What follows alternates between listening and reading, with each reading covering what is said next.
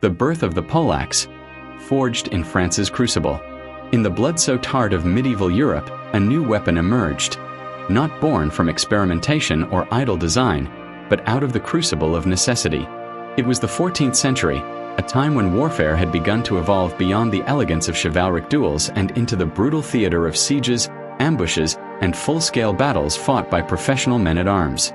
Plate armor, once a luxury reserved for the noble elite, was becoming more prevalent, transforming the battlefield into a contest not of speed or agility, but of raw force and precision.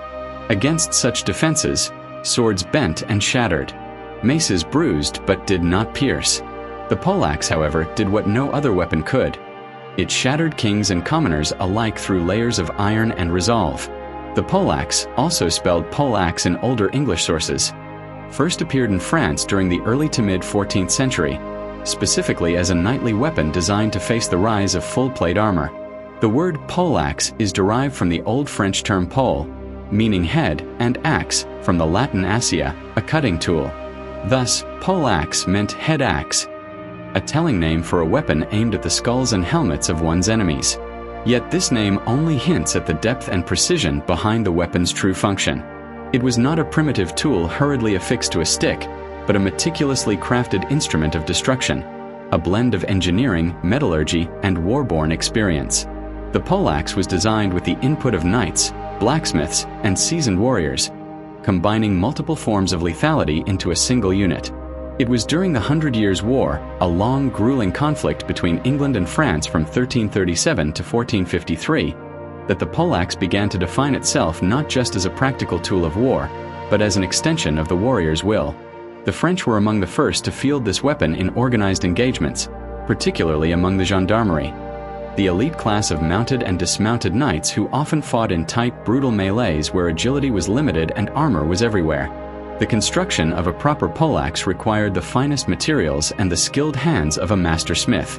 The shaft, usually made from ash wood, was selected for its balance of flexibility and tensile strength. Ash could absorb shock without breaking, ensuring that even powerful strikes against steel plates would not shatter the haft.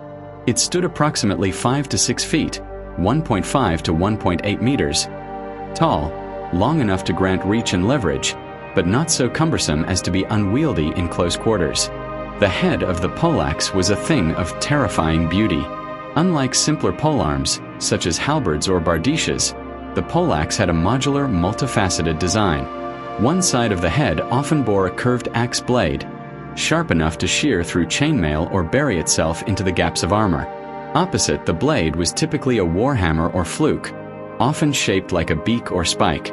This side served a different purpose altogether: blunt force trauma capable of caving in helmets, shattering ribs, or snapping bones within their steel casings. Mounted atop the head was a steel spike or lance, forged for precision thrusts. Against full-plate armor, a swing might glance, but a thrust could be aimed with surgical intent, toward the armpit, the throat, the eye slit of a visor. Every part of the weapon had a purpose. Nothing was decorative, nothing was redundant. In battle, a knight would use the poleaxe with both hands, delivering complex sequences of strikes, hooks, and parries, all while maneuvering with calculated brutality. The French knightly class, trained in the arts of mounted and foot combat, took to the poleaxe with reverence and mastery.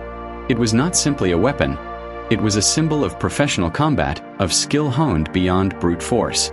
Combat manuals from this period, such as the Fier di Battaglia, the Flower of Battle, by Fiori dei Liberi, depict extensive techniques using the poleaxe in armored duels.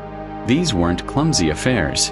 They were duels of tactical precision, where timing, leverage, and target selection mattered as much as strength. What made the poleaxe truly fearsome in its inception was its role in judicial combat.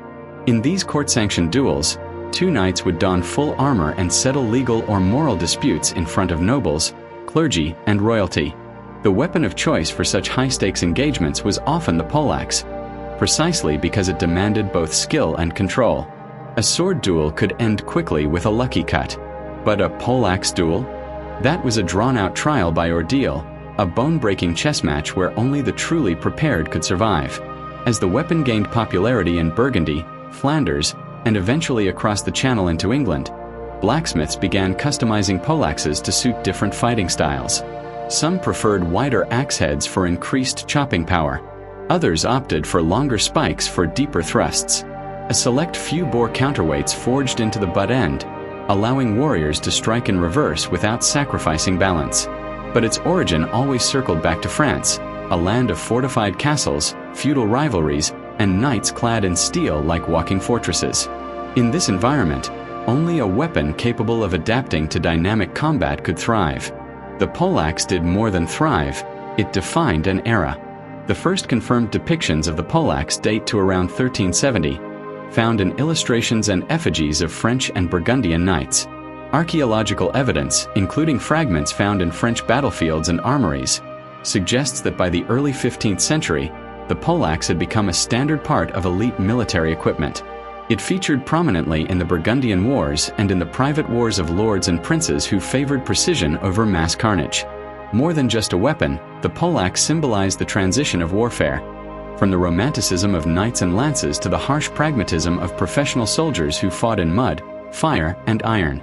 It was a tool crafted not by fantasy, but by the logic of war, a deadly response to the advancements in personal protection, one that left an indelible mark on history. Even in modern depictions of medieval combat, whether in film, reenactment, or historical study, the poleaxe continues to captivate the imagination. It is not because it was the flashiest nor the bloodiest weapon, but because it was perfectly suited to its time. It was born not of chaos, but of refinement. Not of desperation, but of evolution.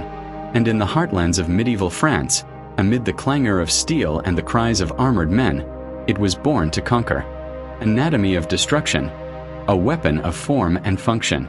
To understand the poleaxe is to witness the convergence of medieval engineering, martial necessity, and brutal elegance. It was not a weapon of improvisation. It was a weapon of design, each part, every contour, calculated to exploit the weaknesses of the most advanced armors of its time. The poleaxe was a precision tool in a violent age, forged not for show but for dominance on the battlefield and in the duel.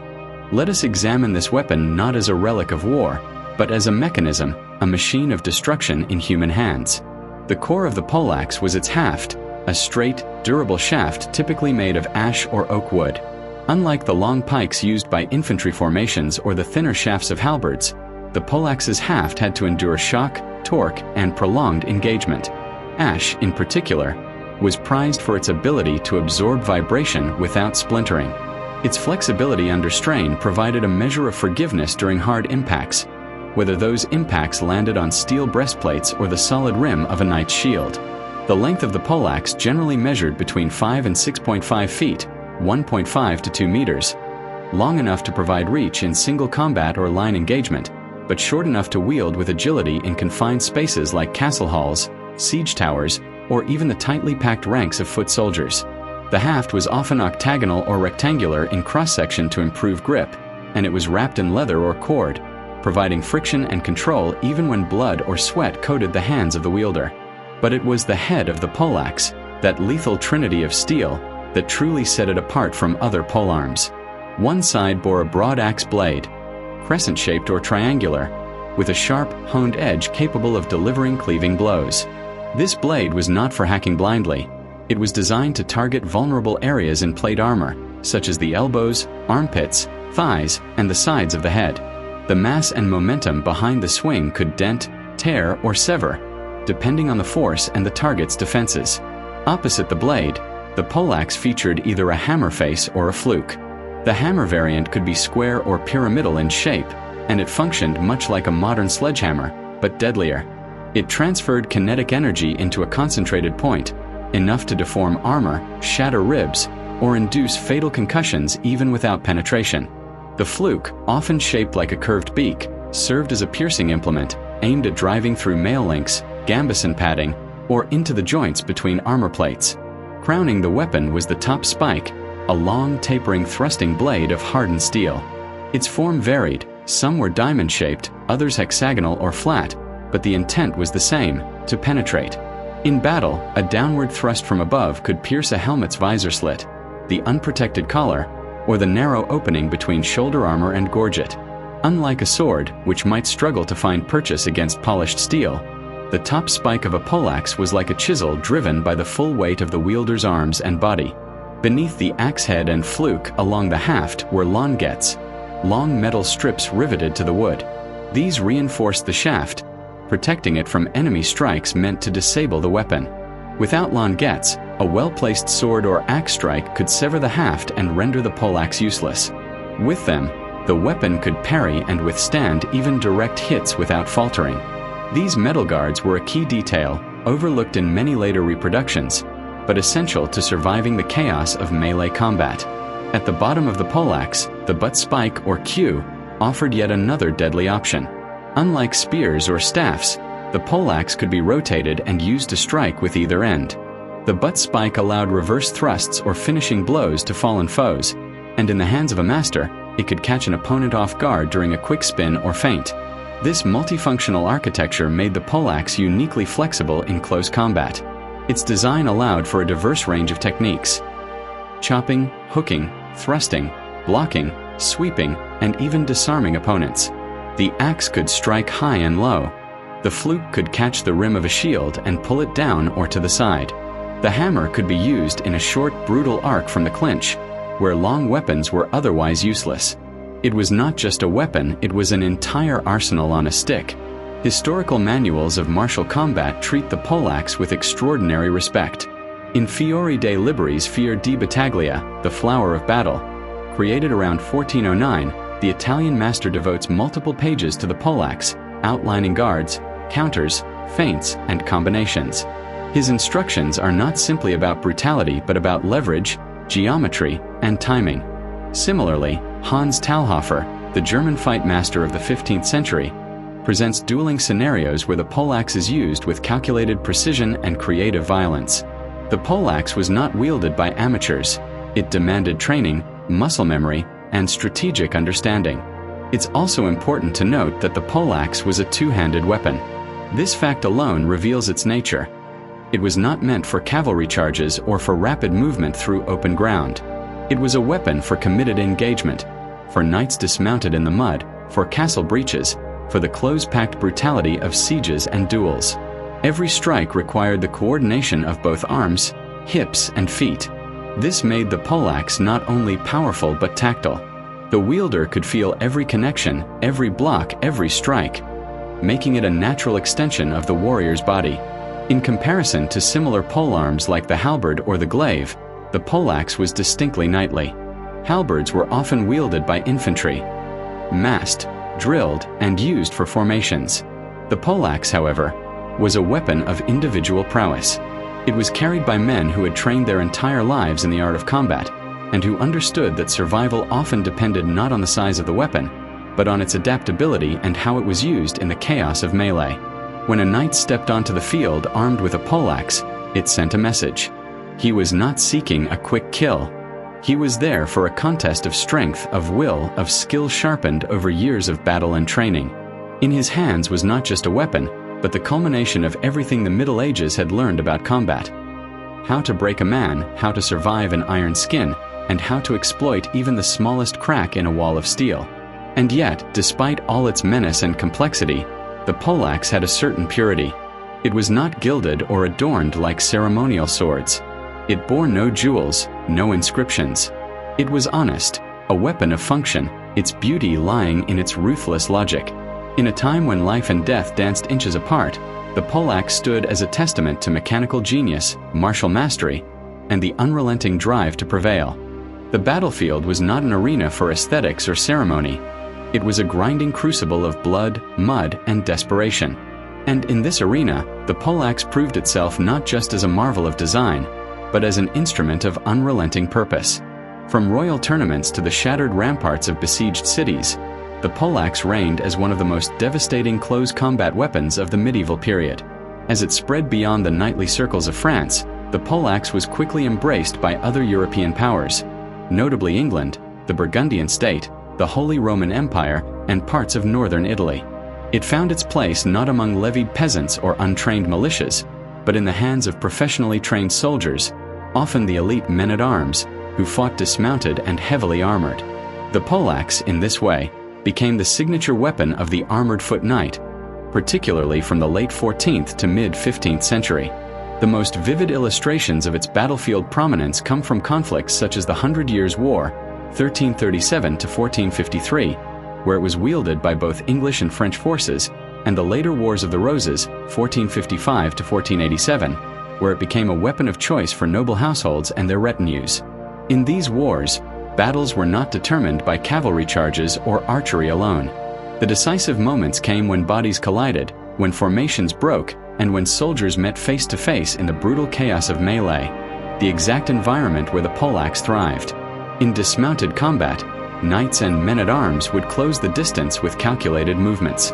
Using shields or their armor to protect themselves from projectiles, they would engage in tightly packed clashes, often on foot, hacking and thrusting at their opponents in desperate attempts to find a weak point. Here, the poleaxe had no rival. Its variety of offensive tools, blade, hammer, spike, gave the user options depending on the opponent's armor and position. A downward thrust from the top spike could penetrate a gorget. A side hammer blow could crush a breastplate. A hooked axe head could pull a foe off balance. This versatility made it deadly against both heavily armored and more lightly equipped enemies. But the poleaxe was not only feared on the battlefield, it was revered in formalized duels, especially those held under the banner of judicial combat. In medieval Europe, trial by combat was not simply a spectacle. It was a legally sanctioned process, a violent extension of the courtroom, where two parties resolved disputes under divine judgment. These duels were conducted with strict rules, often overseen by heralds and nobles, and the weapon chosen for such grave affairs was often the poleaxe. This wasn't by accident. Among the various weapons of its age, the poleaxe was considered the most fair and skill-intensive for armored combat. Swords were too reliant on finesse or speed. Maces, too limited in application. But the poleaxe demanded both strength and technique, ensuring that the better-trained combatant, rather than the lucky one, would prevail. Manuals from masters-at-arms like Fiore de Liberi and Hans Talhofer specifically depict poleaxe duels in their treatises, demonstrating how to parry, counter, disarm, and even wrestle while holding the weapon. These duels were as much a psychological confrontation as they were physical. Two men, clad in full-plate armor, armed with poleaxes, would face each other within a roped field. Every swing risked not just injury but death. Each step had to be calculated. An errant blow could expose the ribs or neck. A poorly timed thrust might leave one off balance. Combatants used the full range of the weapon, sweeping low to target the legs, hammering the helm, or using the butt spike to stab behind. The poleaxe was also the weapon of the tournament, though often blunted for safety. In the late 14th and 15th centuries, noble tournaments evolved into elaborate displays of skill and honor, where knights tested themselves under controlled circumstances. Here, the poleaxe was used in foot combats on the barriers, where opponents fought across a narrow dividing structure to simulate real battle conditions without mortal risk. These contests still held the potential for grievous injury, and sometimes death, but they emphasized discipline and mastery. Interestingly, each region of Europe adapted the poleaxe to its own martial traditions. The English referred to it consistently as the poleaxe, and their knightly class adopted it enthusiastically during the Hundred Years' War. On English soil, weapons of this kind were favored not only for foreign campaigns but also for domestic conflicts, such as the Battle of Toten, 1461, the bloodiest engagement of the Wars of the Roses. Chronicles from these battles mention knights battering one another in dense fog and snow, striking through armor with hammers and axes, the precise environment where poleaxes found their brutal purpose. In Germany, the weapon evolved slightly, known sometimes as the Streitaxt, literally war axe.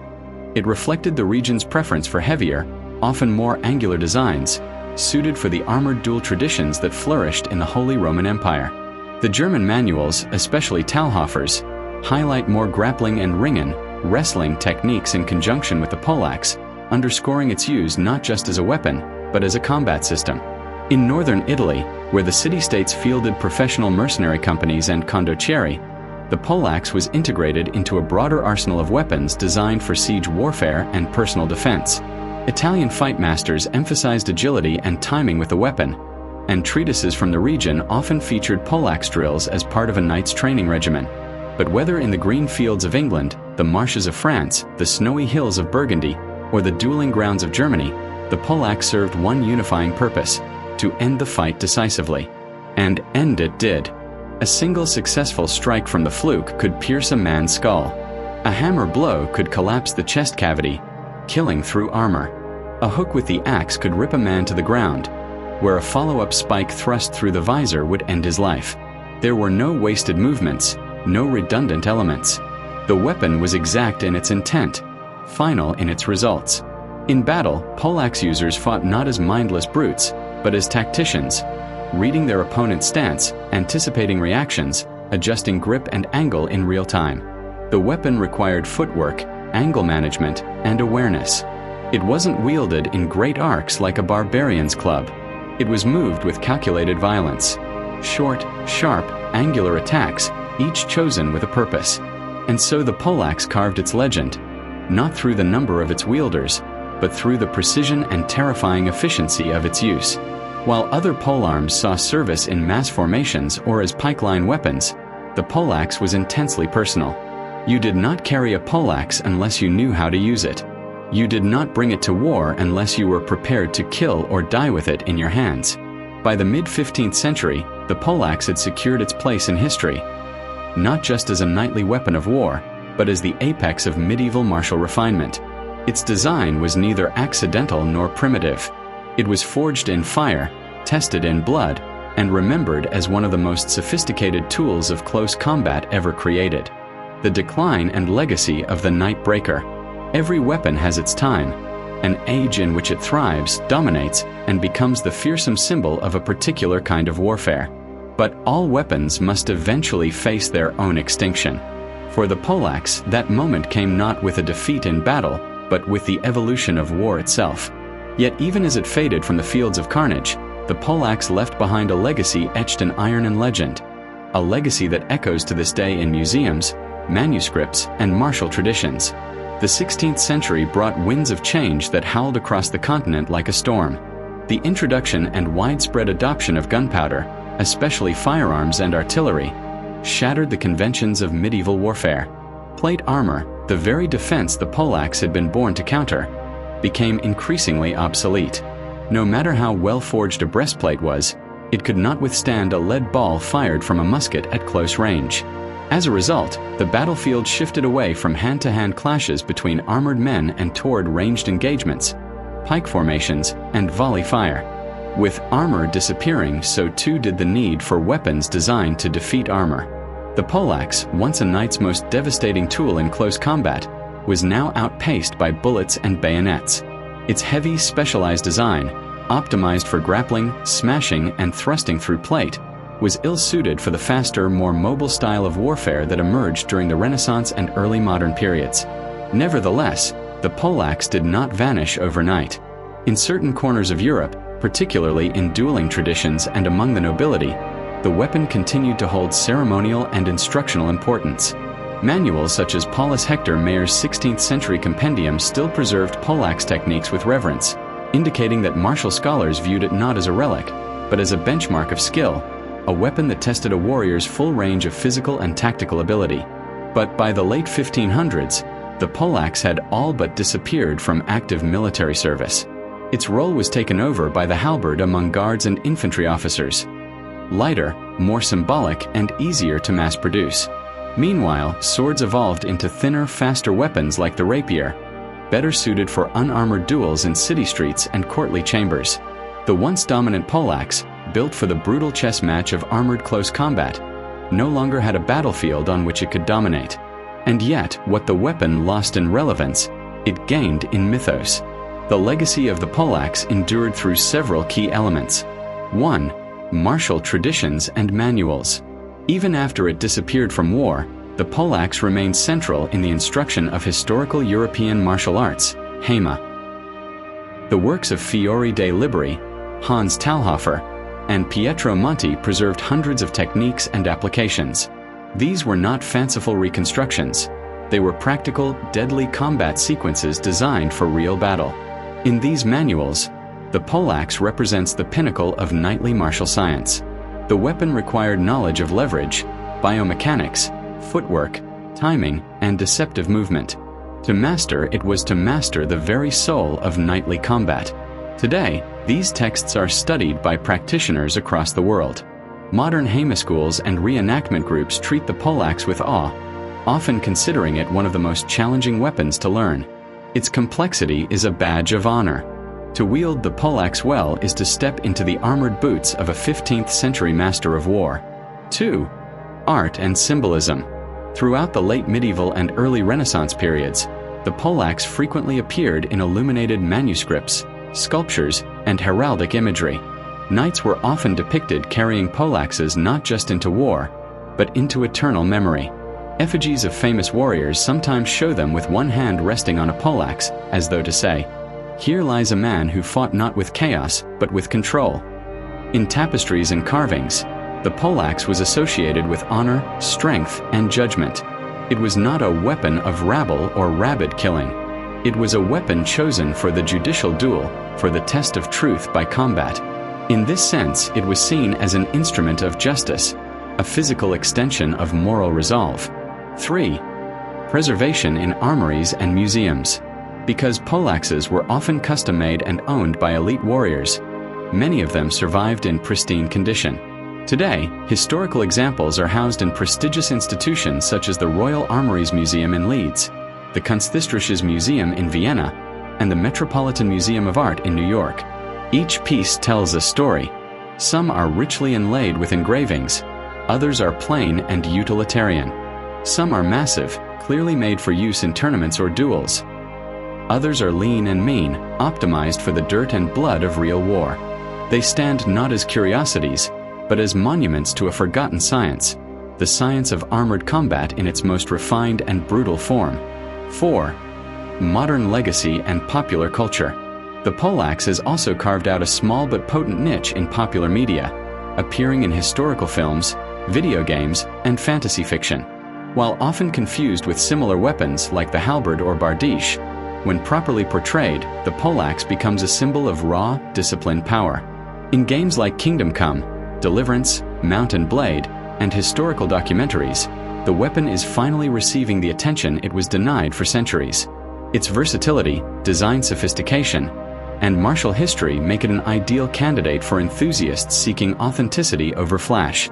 It's no coincidence that the poleaxe is often depicted in the hands of noble warriors, executioners of divine justice, or legendary champions. The weapon's lore demands such gravitas. Unlike swords, which have been romanticized into 1,000 myths, the poleaxe remains anchored in historical reality. A weapon of pragmatism, wielded by those who understood the finality of violence. A final note: more than just a weapon. In the end, the poleaxe was more than a tool of war. It was a philosophy of combat, embodying the idea that strength without precision is reckless, that aggression without control is foolish. Its form forced its user to think, to analyze, to commit to every movement. There was no flourish, no waste. A poleaxe was not wielded in vain. When it was raised with purpose. When it struck, it changed the outcome of battles, duels, and lives. As plate armor became a shell for the elite, the poleaxe became the key that cracked it. As warfare shifted from heroic charges to grinding melee, the poleaxe adapted. And even as the powder of muskets swept away the age of knights, the memory of the poleaxe remained. Unforgotten, undefeated, preserved not in the scars of the battlefield, but in the scrolls, steel, and silent halls of those who remember. To study the poleaxe is to study human ingenuity under pressure, violence guided by principle, and the fleeting brilliance of a weapon perfectly tailored to its time. It reminds us that even in the darkest chapters of history, there was structure, innovation, and astonishing craftsmanship. The poleaxe died with the age of armor, but its legacy stands tall. Like a silent warrior, two-handed and waiting, forever carved into the heart of martial history.